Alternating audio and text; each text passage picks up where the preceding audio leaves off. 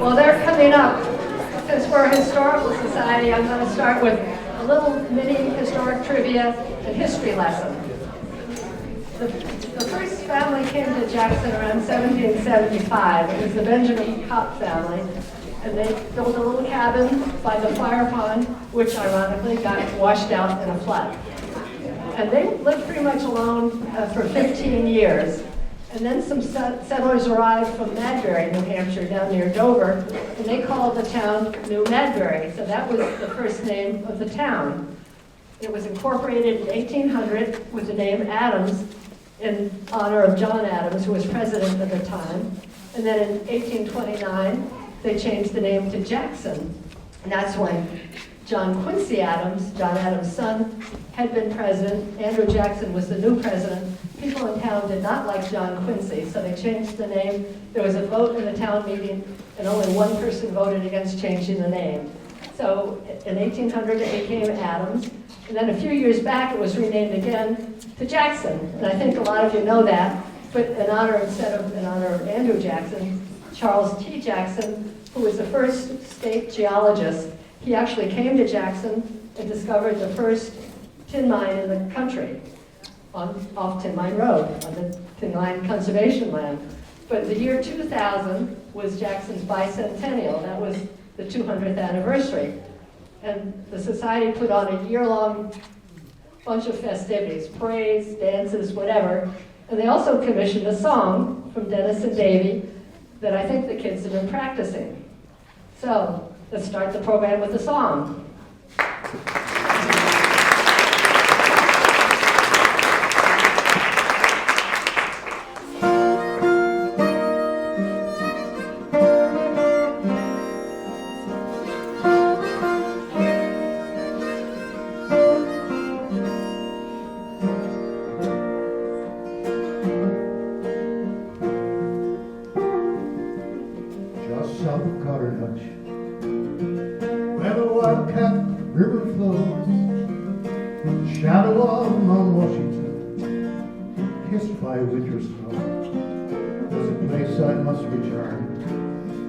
To the best of nature's art, a place so dear as I draw her here, the longing fills my heart. Jackson, Jackson, a village born 200 years ago. Jackson, Jackson.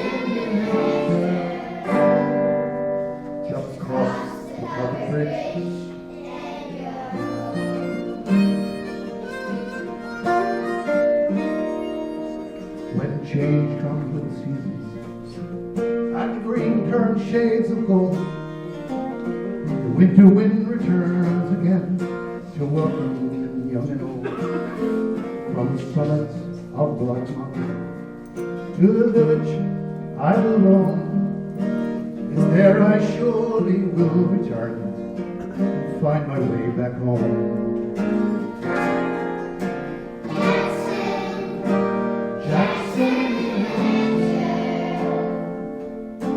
Village born 200 years ago. Jackson, Jackson, just cross the covered bridge and you're gone.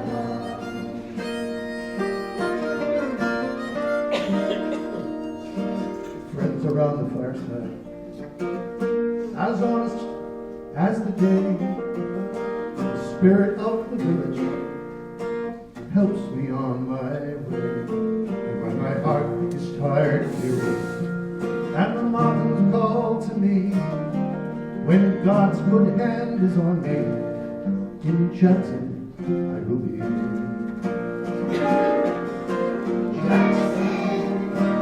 Jackson, a village born 200 years ago. Jackson, Jackson, just cross the covered bridge. And again, everybody. Jackson.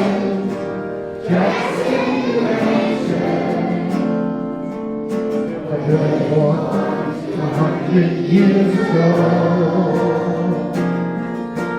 Jackson, Jackson, New Hampshire, just across the covered bridge.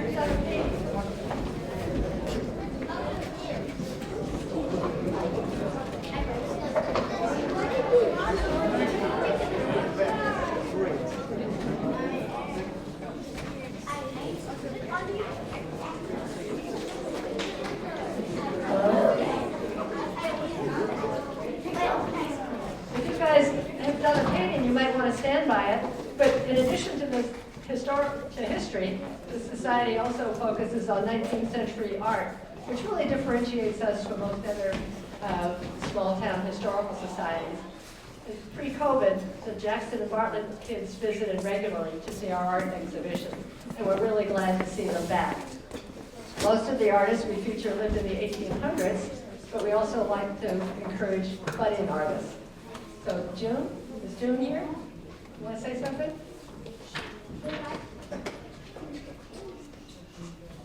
We started working on this project about 3 weeks ago, and I think everybody maybe could have used a little bit more time to do it, but they did a great job, and it was a delightful group of kids to work with. We had a little bit of extra time with the kindergartners because they are staying at school on Friday afternoons while the bigger kids ski. So they, when they were over looking at Eric Koppel's beautiful painting at the Historical Society, were very enthralled with it. And we decided that they could each take a sixth of the painting and recreate it, and then they put themselves inside it with tiny photographs. But it looks a little bit like White Mountain Art meets abstract expressionism, but it's very energetic and very sweet. So they did a great job. It was really delightful to have them all learn so much about local history through the art. And each of the kids, when they came over, chose a painting or an artifact to represent in their own artistic way, and I think they did an amazing job, so it's really nice to see all of this. I would really love to thank the Jackson Grammar School and the whole staff because they were incredibly flexible and so helpful in making this happen, and especially Erin Messer and Susan Ross Parent, who jumped through hoops to make all of this work. And I want to thank Leslie for coming up with this great idea and making this collaboration happen. The Jackson Grammar School is really open to community collaboration, so if anybody's interested, you can come on any Thursday morning at 8:30, is that right? Thursday at 8:30, for all-school meeting and learn about the school. What I loved most about this collaboration was working together with the Historical Society and the Jackson Grammar School, because they're two incredible gems in our village, and I think they're both really worthy of our support. So, thank you.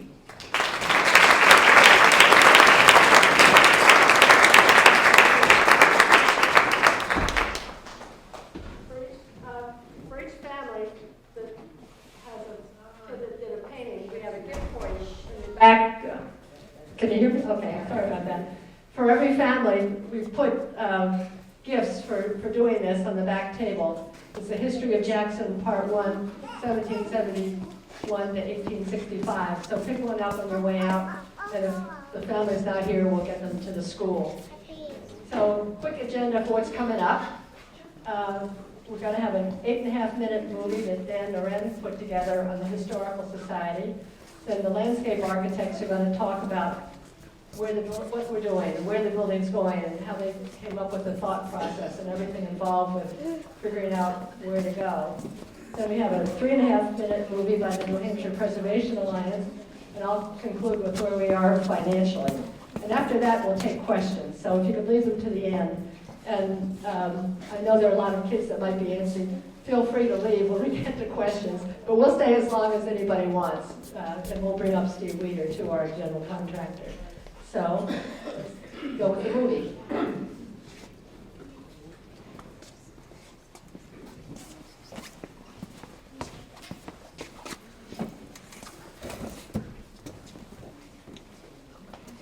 Jackson Historical Society was founded in 1977. It has a dual mission of preserving Jackson's history, as well as a focus on 19th century White Mountain art. It has a presence throughout the community.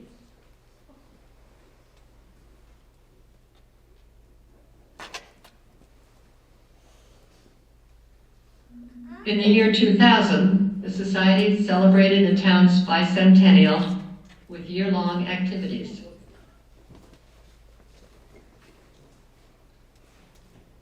The Jackson Falls Historic District includes 23 buildings and structures. It was added to the National Register of Historic Places in 2002.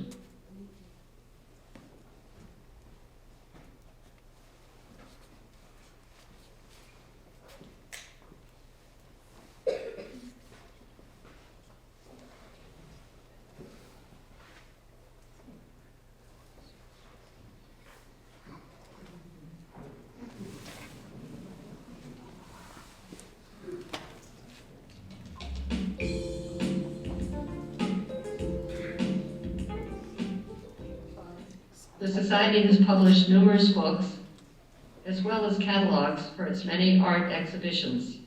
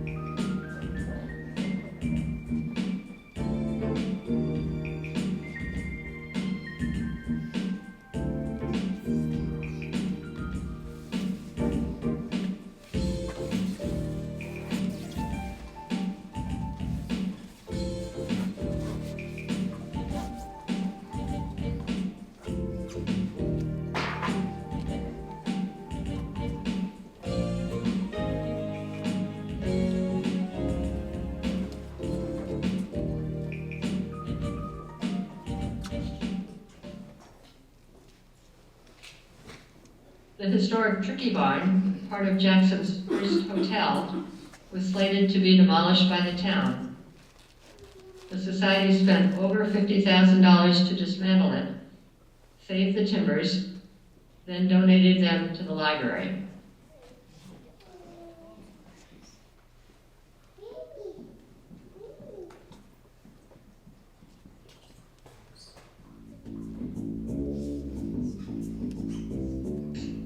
A major project in 2024 was to restore the historic theater curtain. It will hang upstairs in the Art Museum.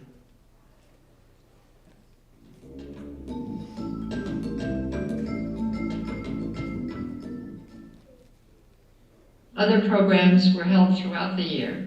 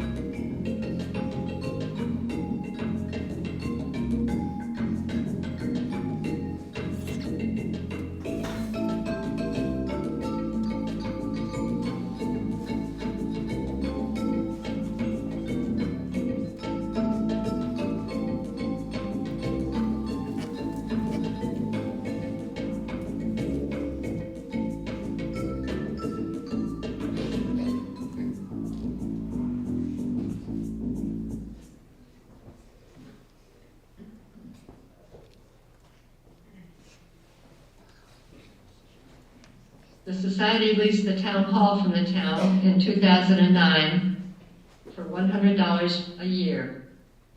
That wasn't a bargain, as the building was in disrepair.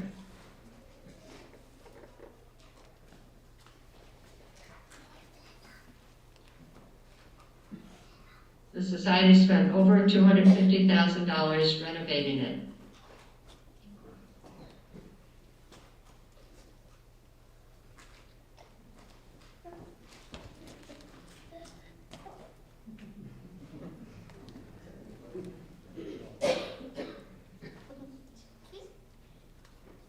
Focusing on art, as well as Jackson's history, differentiates us from other small-town historical societies.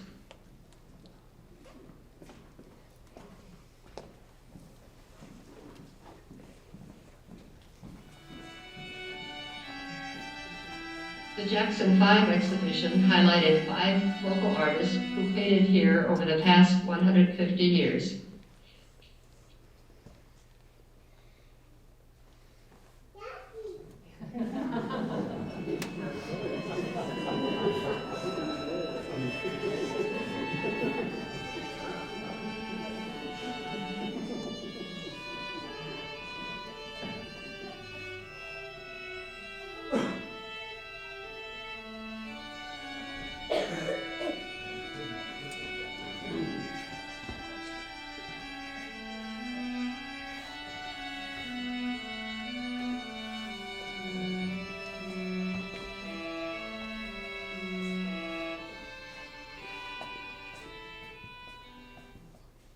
The building again needs restoration.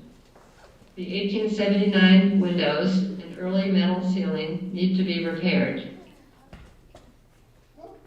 Adding indoor plumbing and finally having a bathroom is much desired.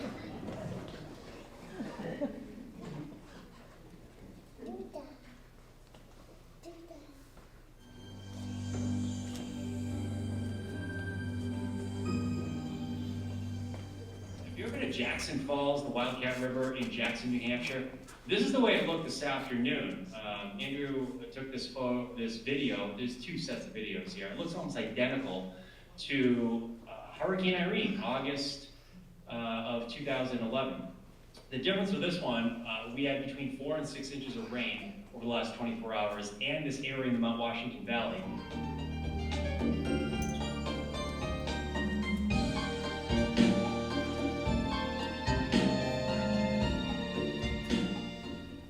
Relocating the building is a must-do project, not a want-to-do project, in order to save the town hall long into the future.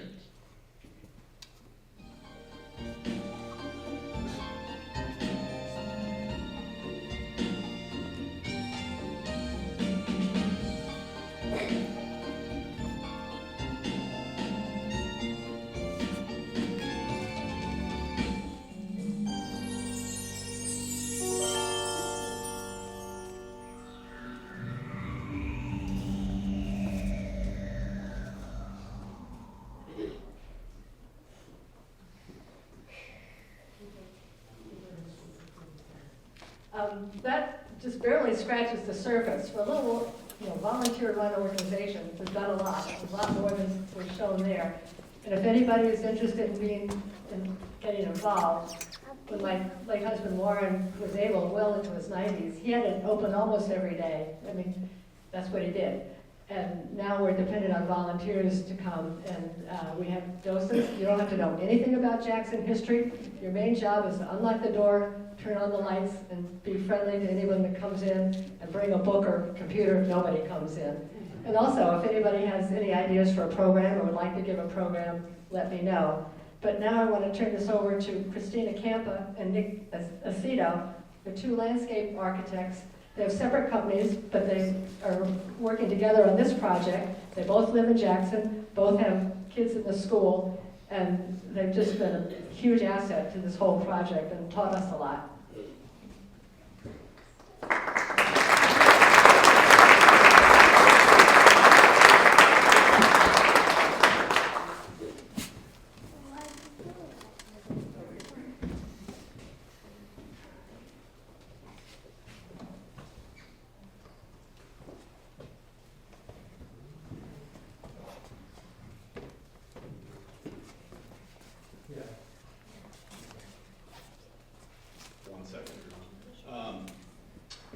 So I'm Nick Aceto with Aceto Landscape Architects. I'm collaborating here with Christina Campa, Landscape Architecture. So we each have our own studios based elsewhere. My studio is based in Portland. We're an 8-person firm, and we do a lot of public infrastructure projects, park projects, master planning work. And Christina does similar work in the Marblehead area, collaborates on a lot of different broad scales of types of projects. I have to say, just starting out, this is probably of all the presentations that we do and all the projects that we work on that can be highly contentious, this is probably the most intimidating crowd I've presented to in a while, because you're all my friends and neighbors, and we have to live together for coming years. But also, really excited to be here, and it's been really kind of a lifelong goal to live in Jackson. So I'm really proud to work on this project with Christina and Leslie and the board, and get right into it. So, so the site, typically when we start a project like this, we like to zoom out, kind of step back in scale as if we're looking at the site from airplane view. And we're looking at the whole kind of downtown village area in this graphic, and this is kind of a quick and sketchy graphic, but this is where we started. So you can see the green hashed area right in here is actually our site, and we'll zoom into that in just a second. It's 3 parcels, it's town-owned. The building is the town hall, it's not the old town hall, it's the town hall building. And it is right there currently. You can see the little gray box. So what we like to do is zoom out, and we like to understand all the connections and all the opportunities that surround the site. And all these colored lines that you see here represent mainly pedestrian connection opportunities. So this kind of teal green line is the existing Riverwalk that I think everyone knows and loves, that kind of aligns itself along the Wildcat River there. And then up here above, that's the existing sidewalk on Carter Notch Road. This is Black Mountain Road, and this is Main Street that continues around. You can see the Wentworth right there. Jackson Grammar School is there, the post office, and we are currently right there in the Whitney. So what we saw was the opportunity to make a connection between the Riverwalk and Carter Notch Road, and then, I'm not sure everyone realizes, but Jackson has a historic district that kind of runs through here. So we thought, what a great opportunity to bring some activation to this site by bringing that Riverwalk in and through our site and potentially crossing over the river with a pedestrian bridge and connecting to the existing sidewalk of Carter Notch Road. And then kind of tangentially to that, thinking about maybe there's some improvements that we can make to the roadway too, and kind of make the sidewalk crossing safer, and pedestrian environment safer. So that's kind of where we're starting. We can go to the next slide. Oh, I have a clicker. I will go to the next slide. So these are the 3 town-owned parcels in green. There's the Wildcat River, Jackson Grammar School, the Whitney.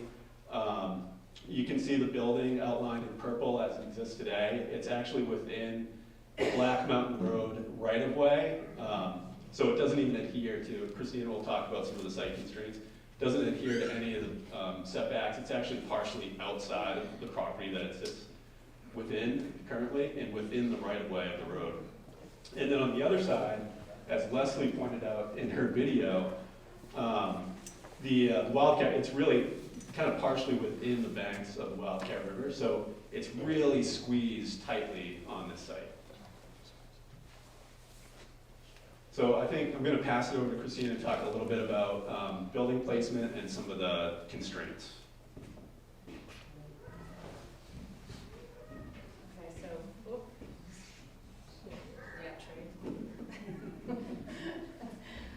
so this site is actually quite complex. What we're looking at here is we're looking at 3 different parcels.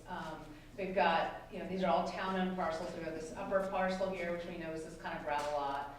This middle parcel where the building currently is, and this lower parcel right here. And initially, I know there were earlier studies that took a look at this up here. We did too. We took some time to take a look at that parcel up there, and we found that it really is the grading and for circulation, it just really doesn't make any sense. But this, as Nick was pointing out, so we've got 3 sites that are sandwiched between the river and Black Mountain Road, which brings forth a lot of, a whole series of constraints. So the Wildcat River, it's a wild and scenic river, right? So we're dealing with DES here. We're also dealing with, because of Black Mountain Road, we have a certain offset. So from the center line, we've got to be so many feet from the center line of this road. We have overhead electrical that's running through this site. And so we have to be so many feet from that electrical. We also have, there's a FEMA floodway. And that FEMA floodway has, it's a special hazard area. What that means is it's assigned a base elevation. So there's a particular base elevation that we need to be paying attention to here. And so we've got we've also got the Jackson buffer zone. So the state only requires 50 feet, but Jackson said, it's not enough. We want 75 here. And so that's the 75 right here. So we've got, here's our overhead electrical. And this is the result of the potential for building placement. Okay? That's, look at the size of the building compared to this right here. So but we did take this. We took all these constraints here. So we're going to kind of massage this as much as we can and figure out, where can we place this building and what does it mean here? We've got, as Nick was pointing out, the schools right here. We've got the fields that are right below, and then we've got this connection to kind of Main Street right here, and our businesses and post office right here. So this is a really complex parcel given the relationships, the adjacencies that we have here, and also the restrictions, the physical constraints. So with this kind of larger view, which Nick had shared, this like looking at the Riverwalk, looking at the connections to downtown and other sites, we started to see, well, what does it mean when we move this building around in that tiny little red box or red shape there, which is, and we came up that it does make a difference. It does make a difference when it comes to grading. It does make a difference when it comes to relationship to the school or relationship to downtown. And out of all of these, and it might not seem like a lot, but there are different concepts that we came up with. One is this idea of kind of a town green, this first one here, where we put a lot of green space in front of it, so the building is kind of sitting on top of this town green. And then this middle one here, town hall, is putting it, actually inserting it in a garden space, and giving it some structure around the edges to activate the edges here. Oh, actually, sorry, my eyes are, like, this one here is this idea of putting it in a garden and letting it kind of flow through in here. And this is actually shoving it as close as we can to the roadway edge and making it have a much closer relationship with Main Street right here. But in all of them, we're looking at, what does this mean by putting the building here, and it's easy to kind of see that we're kind of making a much stronger connection to what is this kind of existing downtown, right? So we came up with this idea of kind of a lower downtown and upper downtown connection, which is really important here. And I'm going to go back to this one for just a second, and we'll go and talk a little bit about our timeline. So in September, the Jackson Historical Society engaged us, said, hey, we need some help figuring out how to place this building. This is pretty complex. And so that happened in September, and since then we've been in discussion with DOT, actually on 2 different occasions, DES, and we've been in front of the planning board, we've been in front of the select board, and we've also been in front of Conservation Commission. So there are a lot of, and townspeople. So this is, we've got a lot of people that we need feedback from in order to make this process go forward, and all your comments are going to be welcome. So we're going to get into a little bit of what DOT says about moving this building.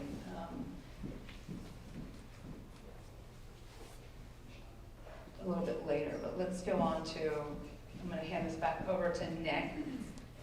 Let's just get that one. Okay, real quick. So this is a kind of a fun before and after graphic that we developed, again, pretty early in the conceptual design stage. So this is an existing view just to orient everyone. So obviously JGS, Jackson Grammar School, is off to the right, post office kind of back here behind the trees. The current Historical Society building is here, and we're standing right in the travel lane, Black Mountain Road, looking out toward Black Mountain. You can see Main Street off to the left, and kind of the monuments off to our left-hand side with Wentworth in the background. And then I'll click back and forth just for fun. Wow! There's a couple ideas at play here. The road realignment is really a separate project that the town will undertake separately, but it's part of this idea of understanding what's happening around the building just as much as the building placement and kind of the landscaping immediately around the building itself. We really wanted to look at the larger context and how the building fits within the town fabric and improving that town fabric, hopefully, as I hope you'll all agree. So just to kind of back and forth, you can see the building has come up to basically where the current ice rink location is. It's pulled up closer, so it's kind of within that building envelope that Christina explained. That's what we're constrained to.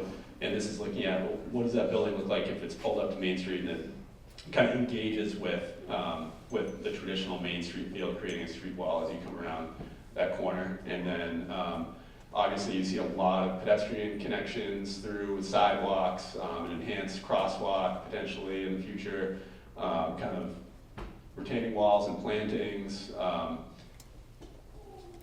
And then this is another view that we did very early on, just exploring what it looked like to kind of pull the building up to the front of the site from another view, looking at the end of Black Mountain Road from the sidewalk, and kind of imagining those enhanced crosswalks. If I know there's a lot of parents in the room, that have made this crossing with kids especially.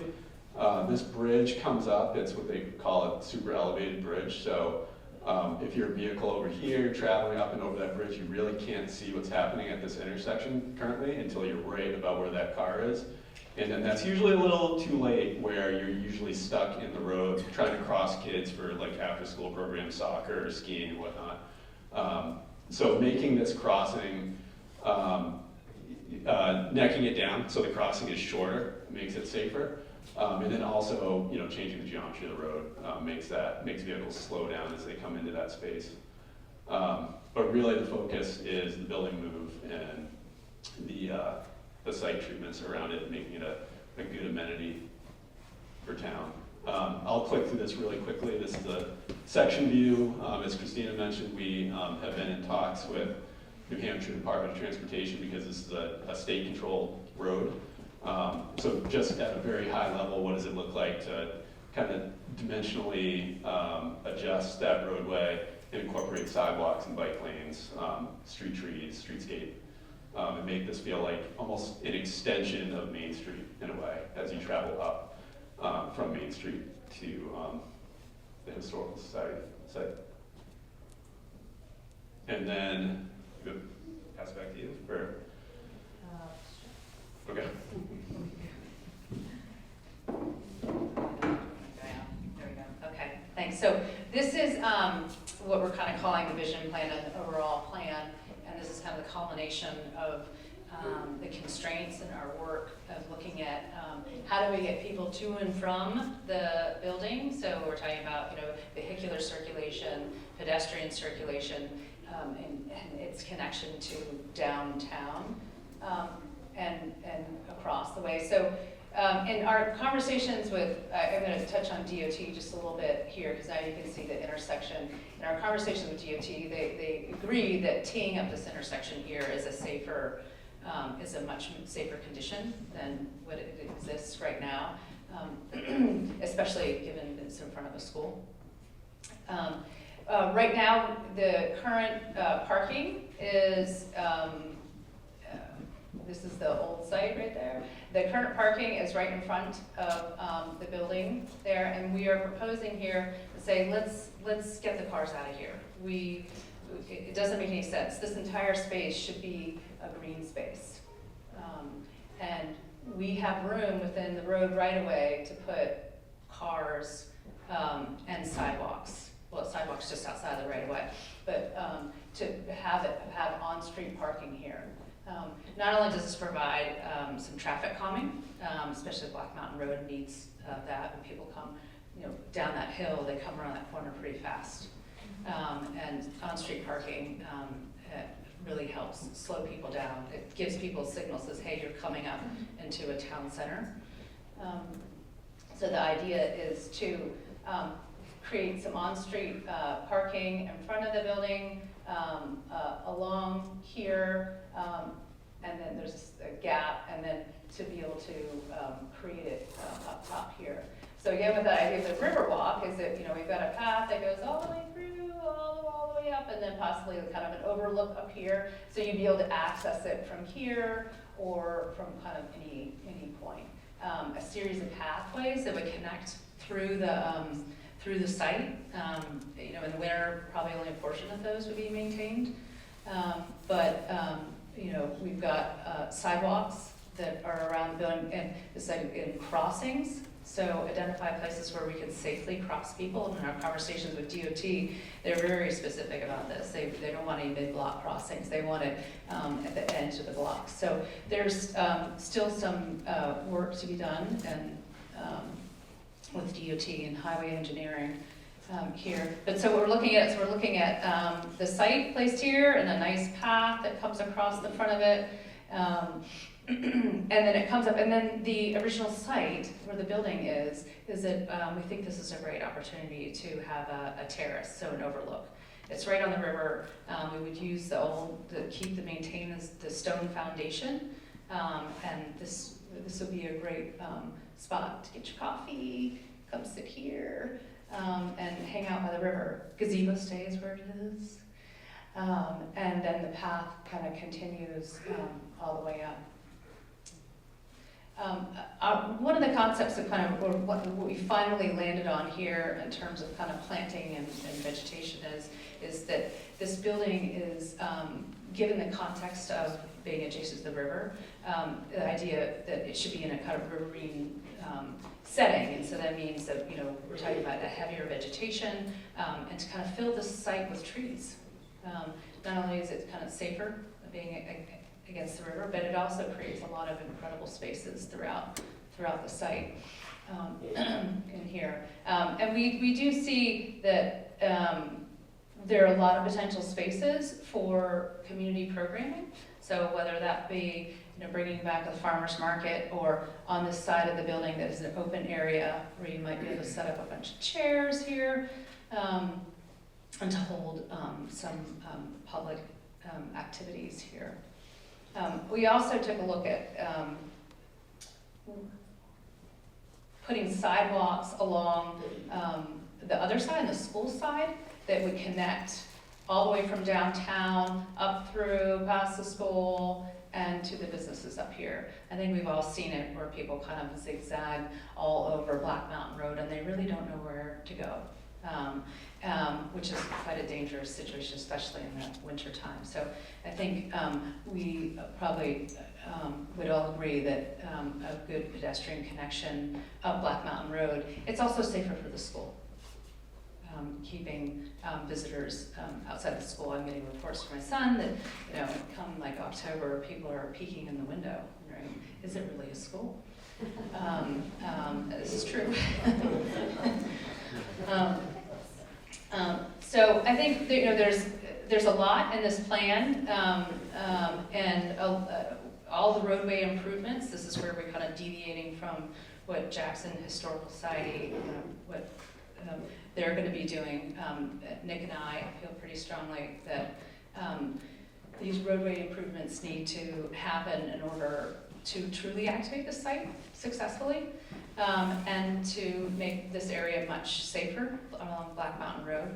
So we are taking that on ourselves and going to the planning board and the select board and working with North Country Council and DOT to keep this process moving forward. So what we've come upon as our kind of first phase, and with Jackson Historical Society, what would be their portion of the project, would be getting that building moved, which is complex. This is really complex. DOT has told us that in the interim, we could just leave this parking area for right now, so that we can use that. DOT does not allow head-in parking in this condition. So we're really talking about parking conditions that they would never allow us to do right now. But they won't take it away. In the interim, we keep this parking here. We also have a condition along this road, and you see it right in front of the school specifically where it's wide. We have this wide shoulder, and they kind of said, hey, well, you can do that. You could kind of use that for on-street parking right now, in an informal way, and then as plans get in the pipeline, we can formalize it. So almost a pilot project. But we also, we need to think about ADA access to this building, and that comes in on the side here, not in the front. And so the idea is that maybe there'd be a sidewalk here, and maybe we could create something, a temporary ADA parking space right here. But what we're seeing here compared to here, this is really about planning and money. And right now, the Jackson Historical Society has the funds to move the building, but there are no funds for the landscape right now. What did I miss? I think that's mainly it. I mean, I think just to summarize, the big idea is to kind of set the building within a park rather than have a big gravel parking lot with the building kind of floating in space there. So we want to plant lots of trees, have lots of trails coming through the site, and just make it feel like a river park for the town, with the Historical Society building help kind of activate it.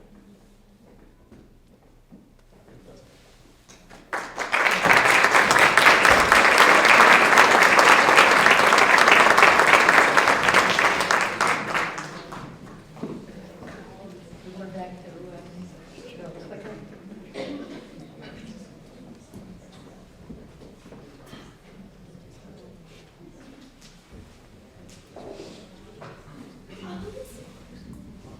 The New Hampshire Preservation Alliance gave us, I'm not sure whether it's an honor or not, but they named the Jackson Town Hall as one of 7 structures in New Hampshire to save, which also means we're one of the 7 structures most in disrepair.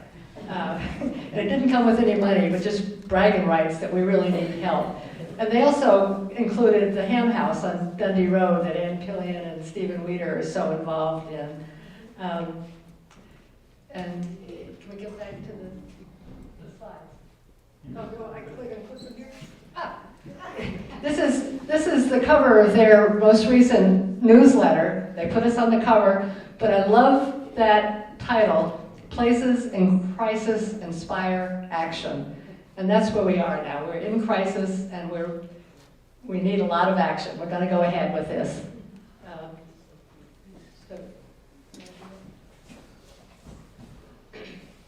This is just a 3.5-minute video that they put together, which is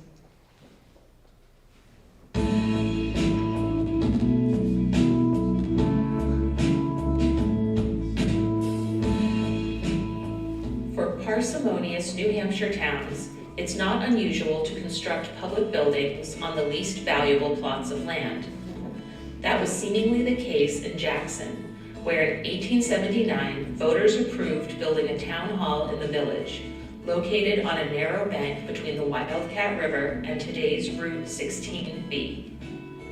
But today, climate change has increased the frequency of historic rainfall events and quickened snowmelt in the White Mountains, causing the Wildcat River to erode its banks and threaten to undermine the town hall's foundation. On the roadside, stormwater and snowbanks have also degraded the foundation and damaged the sill and clapboards. Looking at topographic maps and aerials, it's easy to see the town hall is literally sandwiched between a rock and a hard place. The town hall was originally smaller and had a gable roof, but in 1900, the town approved an expansion that resulted in the building being split in half to accommodate a central, taller section. This space's second floor was used as a dining hall and kitchen. Later changes included the addition of electricity and a projection booth for moving pictures. The town hall was also used for plays by the Dramatic Club, served as the school's gymnasium, and offered flexible space for dances, lectures, après skiing programs, and suppers. The town fully moved its government functions from the building in 2009, and it became home to the Jackson Historical Society and the Museum of White Mountain Art at Jackson. The museum features a permanent collection of 19th century paintings from the White Mountains School of Art. In fact, in 2019, the Historical Society commissioned the largest piece of White Mountain art ever created, a painting more than 6 feet tall and 11 feet long by Jackson resident and well-known artist Eric Kopel. In 2024, the Historical Society worked with preservation consultant Jim Perkins to prepare a conditions assessment of the building that would outline options for moving the building to safer ground. Current plans call for relocating the town hall on the same lot of land so that its context within the National Register listed district is retained. Needed work also includes window restoration, exterior painting, and the introduction of modern restrooms. This $1 million capital campaign was made public in September, and so far $280,000 has been committed.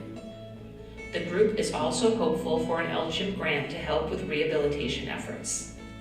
The future of the old town hall hinges on the success of the campaign. Otherwise, this historic building and the impressive art collection stored within is at risk from the picturesque landscape captured in many of the paintings themselves.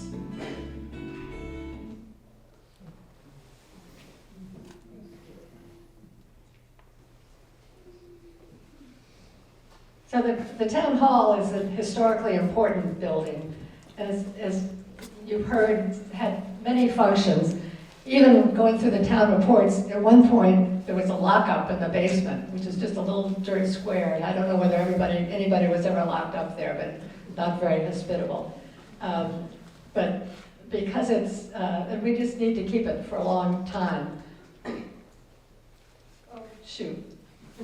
Okay. And our goals are pretty obvious. I mean, the first is just save the building. It has to be done.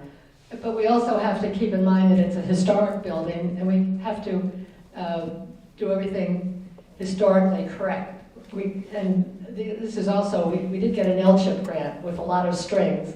We can't just replace the windows with new ones. We have to restore them with old ones, which is how it should be done. And that's what we'll do. And then our new goal, which really, Christina, we hadn't thought about, but just village enhancement. I mean, it's going to really make that downtown part of the village look great.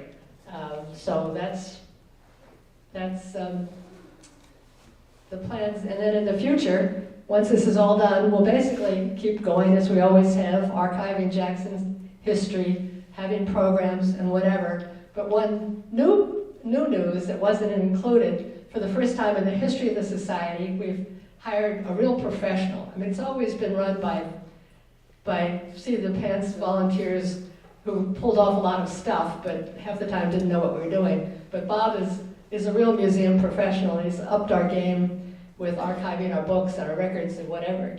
And he's here, not many hours, but he gets a lot done, and he is here Fridays, and we're hoping that we'll have more visits from the school kids, because he can talk about any subject to any age group. So that's that. Okay, and I guess it's time to talk about money. We started just first discussing a capital campaign about a year ago, and we just had estimates, but mostly guesstimates. And we came up with a number of $975,000, mainly because $1 million just sounded too presumptuous to think that we could ever get to. But our estimates have come out way more than anticipated, especially moving the power lines. And we're going with a little more expensive building mover because he has such better equipment. And we're dealing with a fragile building, so that's not an area we can skimp on. And there are things we hadn't even thought of. Peter Benson brought up fire suppression. That's a good idea. We hadn't thought of it, certainly not in our budget. And Christina mentioned there used to be a footbridge between the Wentworth and the town hall. The footings are still there, and we have an 1879 Shapley painting with cows going over that bridge. They would graze by the Wentworth, cross the bridge, and go to the Tricky Barn to be milked. And that bridge was just a little wooden bridge, then it was reinforced with iron, and that's the bridge. This was before the stone bridge. It was moved up to Valley Cross Road, so that's the bridge that they're replacing on Valley Cross Road. So there used to be a bridge there, and I don't know whether we'd ever get permission to put a footbridge back, but it would be really fun to have, but it's certainly not in our budget. So it's just, we've been very lucky in our fundraising. Early on in a quiet phase, we had 6 people that jointly put up $400,000, which was huge. Without that, I wouldn't have had the chutzpah or the nerve to think we could ever raise that much money. And since then, we've gotten a few grants, and we've had lots of other donations of all levels from many of you people here, and I really thank you for supporting us. And if you haven't yet, please consider it. But we now have over $800,000. So we're getting close, but we really need to go over the $1 million. And we do have money to move the building, and kind of what gets done next, we'll keep working until the money runs out. We certainly want to landscape it right away. But we really need to do the windows, and we surely need a bathroom, and that's about time. So there's just all kind, we'll just keep plugging away as long as the money lasts. So we're looking for more. The town has not put a cent into that building for decades before we got the lease. And we're now, a nonprofit is investing over $1 million into a building that we don't own. So we're going to ask the town, at the town meeting, that we have a warrant article asking for $100,000. And that would mean for approximately for a $500,000 house, that would cost you $60 for 1 year. So if you are a Jackson voter, come to the town meeting and please vote for us. Because that'll be, we've had so many donations, but it's getting harder and harder because so many people have donated to come up with the last bit that we need. So I guess now we can take questions, and Nick and Christina and Stephen, what, you want to come up? And then if you don't, everybody's more than welcome to stay, but if you need to leave, that's fine too, and we'll be here as long as you want. So does anybody have a question?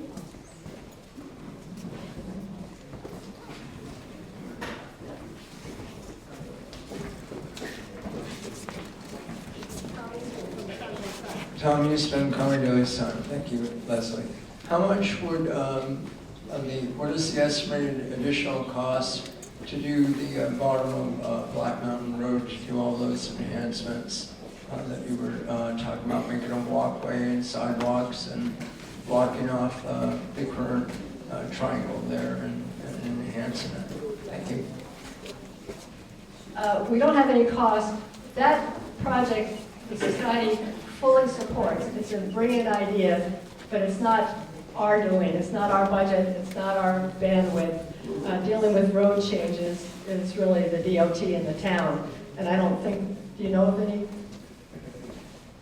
I just wanted to reinforce Leslie's point that it's a totally separate project. We've started the ball rolling, but that's really, our goal with that would be to put it in the town's master plan, which they're updating currently this coming year, and that'll go in as one of the objectives for, a couple years down the road, say, to work with the state on improving that road. And the state should kick in some funding too, because it's really the state's road. So that's typically how those road and infrastructure projects work. So it is not on the Historical Society's dime, and it should be cost shared with the state too, and it's on a separate timeline.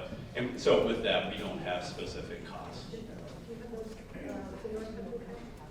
Yeah, on the back table, there's some flyers, some 8.5 by 11 flyers. We have been in touch with, if you look back right now, Courtney is holding up the flyers. There's a big stop sign on them.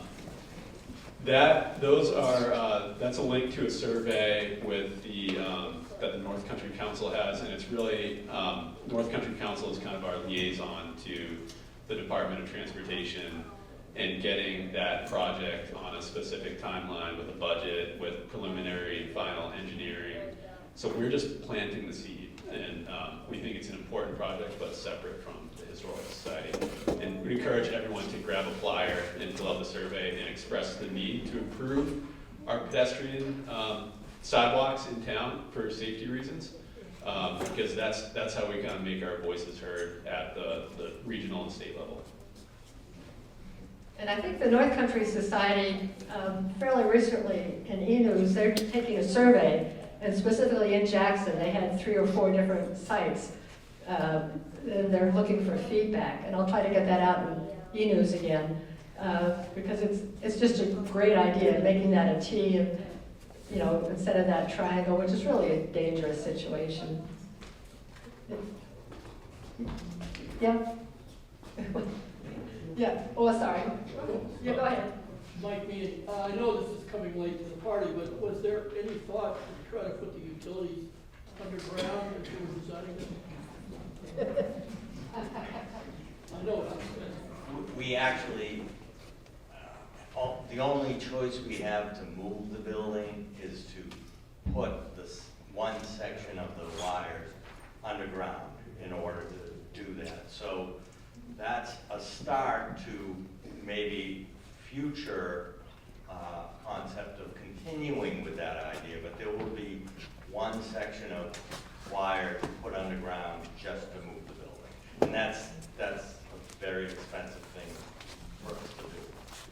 Yeah, I had a good friend from California, the town of Paso Robles, there was money for a cityscape project where you could, it was federal money, that could be used to put utilities underground. Now that was California, one of those. Dealing with the wires is a huge and expensive project. We're dealing with 3 companies. There's telephone, cable, and electricity. And we have all 3 of them are coming in, and it's just very, very complicated. And it's a huge expense that really doesn't add anything to it. We have to do it before we can start, but it's not improving the building or whatever. But if you want to find a grant that could do it. And I think now it's going to be very hard to find government money. We did look into FEMA, because of the flood and whatever, and it just, they have bigger fish to fry.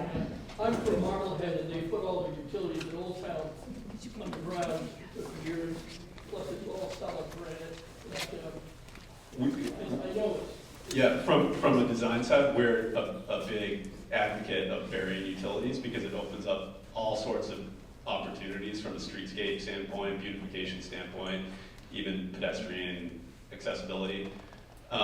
It's hugely expensive, but that is also another reason it goes in the public infrastructure bucket along with the roadway improvements, that another reason to fill out that North Country Council survey and kind of make our voices heard at the state level. Thank you. Thank you. You've indicated that landscaping would not be included in the funds that have been raised. And I'm wondering exactly how far $1 million goes in terms of moving the building, handling renovations. Will that be enough to make the building accessible? Yeah, well, we will certainly, it's so hard because all the estimates are moving targets. We got them, last year, and everything is more expensive, but we'll certainly move the building. But it's more than just the building move. We have to do the foundation, and then the foundation, because it's a historic building, has to be faced with granite. So certainly once it's moved, we're not going to just leave it looking like a dump. And it needs to be painted too. I mean, that's another $30,000. So everything adds up. But certainly getting the building moved and looking good, that whole downtown area is a priority, and we'll just keep knocking away as funds allow. So be generous and vote at the town meeting. Anything else? Is any part of this project reliant on the uncertainty of federal funding right now? No. We looked into some federal grants, and it was just not doable. We got a $10,000 grant from the Goldberg Foundation specifically for redoing the windows. We got a $40,000 grant from the Ham Foundation for the project, and we got $225,000 from LCHIP, which is specifically just moving the building and the foundation, and that was, we have to match that, which we've done. But none of the money we have now that's money that we have committed. We don't all have the cash in the bank. We don't have the LCHIP money, but all the other money is in the bank, making $2,000 a month interest. So, any other questions? Yeah, Wendy? I just have a question. I love the concept, but we're not going to be able to do the road change anytime soon. So how is that going to affect the parking? Once we move the building, where is the parking actually going to be? The short answer is it will be where it currently is. So the gravel parking that's kind of up in front of the building and behind the building will by and large remain. We'll probably clean up the edges a little bit and seed and maybe do some planting around to better define where the parking is. But technically, when we met with DOT, they do not allow head-in parking on the state road. There's problems with vehicles backing in and out of, onto a state right-of-way. So ultimately, that parking needs to change or go away, really. And in our future plans, the parking that we're showing along the road is basically equal to the number of parking spaces that are there today. It'll just be reconfigured in a different format. But that's, again, a future phase. So back to the short answer to your question is it will remain in the first phase as is. Anybody else? Well, thank you all for coming. Come to the town meeting, vote, and this is very exciting. And when we we do have a question. Hank. I just wanted to mention that Tuesday is the second budget meeting for the town that we're preparing the warrant. And that's going to be Tuesday afternoon, I think beginning at 2:30. It's continuing on. If you're interested to support this project, coming to that meeting might help. Yeah, thank you. That's where they're deciding on the warrant. I'm still not completely clear, because in e-news, they have 3 versions, and there'll be $100,000 on the warrant, but I'm not sure exactly what the words will be yet. But also, even if the selectmen don't favor it, that doesn't, it's up to the voters. I mean, they're just 3 votes. So, hopefully they will favor it. Certainly, it's time for the town to put a little skin in the game. We're a nonprofit, volunteer run. We've done so much to that building that they should do a little bit too. It's their town hall. What was the majority that the warrant had to carry? I'm not a voter. Just 50%. Yeah. How many votes? It's who shows up at the town hall. So you have to physically be at the annual meeting, which is March 13th. Here. That doesn't go to a ballot then? No, it's March 13th here at the Whitney Center, and it's just whoever's here, and it's by majority vote. Anything else? Well, thank you all for coming.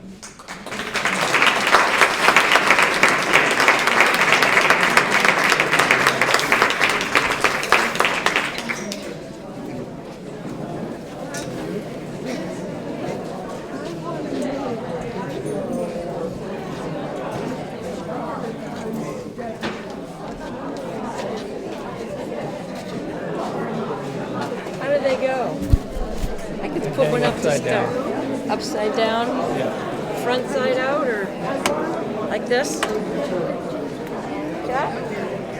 Yep, that's Okay. it. Here she comes.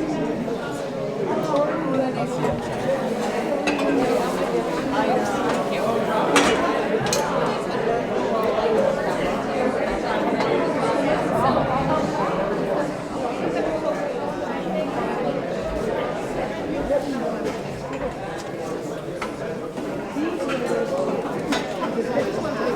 No, that's not quite the way. Yeah, you don't want to get it stuck between the two. But think about it. Yeah. Kind of put the other ones down below. You want to make sure when you put them on, they're all facing the same way.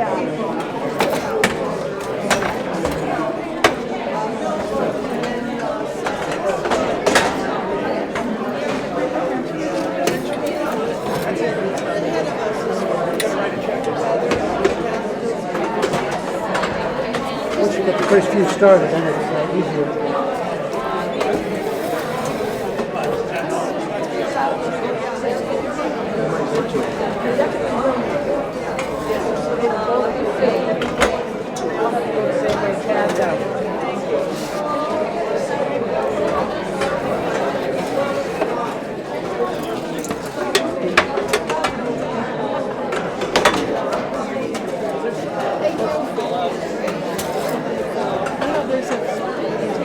Oh, yeah, that is here. Thank you. Some of the shirts have like, Yep. I found one. Thank you. Appreciate it.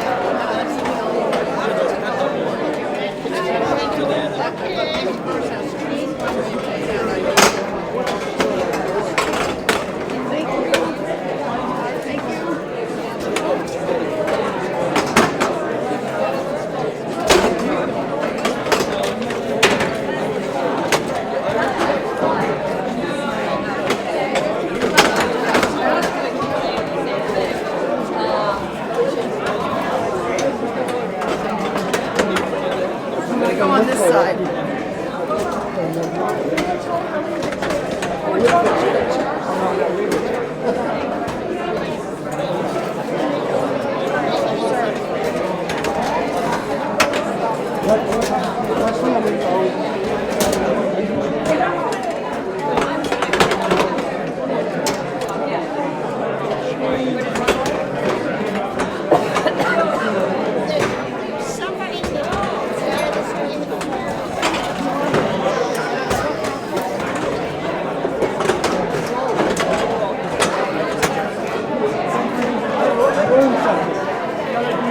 Shelf first.